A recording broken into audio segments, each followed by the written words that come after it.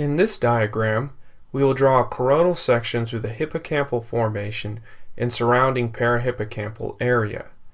First, to orient ourselves to the position of the hippocampus, draw the left side of the brain and brainstem in the corner of the page. Show the anterior temporal horn of the lateral ventricle and then the tentorium cerebellum. Encircle the hippocampal and parahippocampal region. This is the region of interest in our drawing. Begin with the brainstem. Show the pons and then the midbrain. Extend our drawing across the basal surface of the brain and draw the temporal horn of the lateral ventricle. Next, draw choroid plexus, which secretes cerebrospinal fluid, and then the choroid fissure, which separates the temporal horn of the lateral ventricle from the surrounding subarachnoid basal cisternal space. Indicate that the cisternal space adjacent to the lateral aspect of the midbrain is the ambient cistern. When the medial temporal lobe herniates into the basal cisterns, it does so first into the ambient cistern. Now we will draw the hippocampal formation. To do so, draw a double-sided S-shaped structure in 2 different steps. Then, mentally divide the S into its superior turn, horizontal stretch, and inferior turn.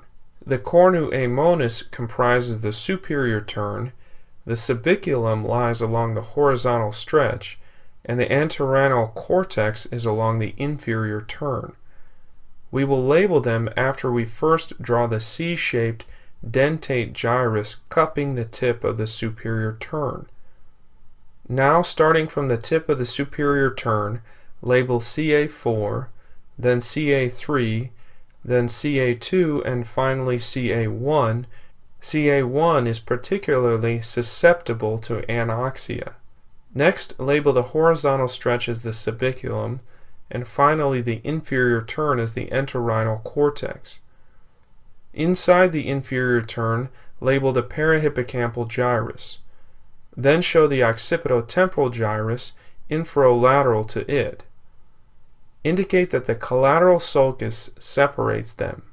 Finally, include the tentorium cerebelli, over which the uncus of the medial temporal lobe herniates when there is increased intracranial pressure. From this angle, we can see that during uncal herniation, the medial temporal lobe first compresses the ipsilateral third nerve as it exits the midbrain, and then compresses the contralateral cerebral peduncle against its tentorium. This compression forms a so-called Kernahan's notch in that peduncle, causing body weakness on the side of the herniating temporal lobe. This concludes our drawing of the coronal section of the hippocampus.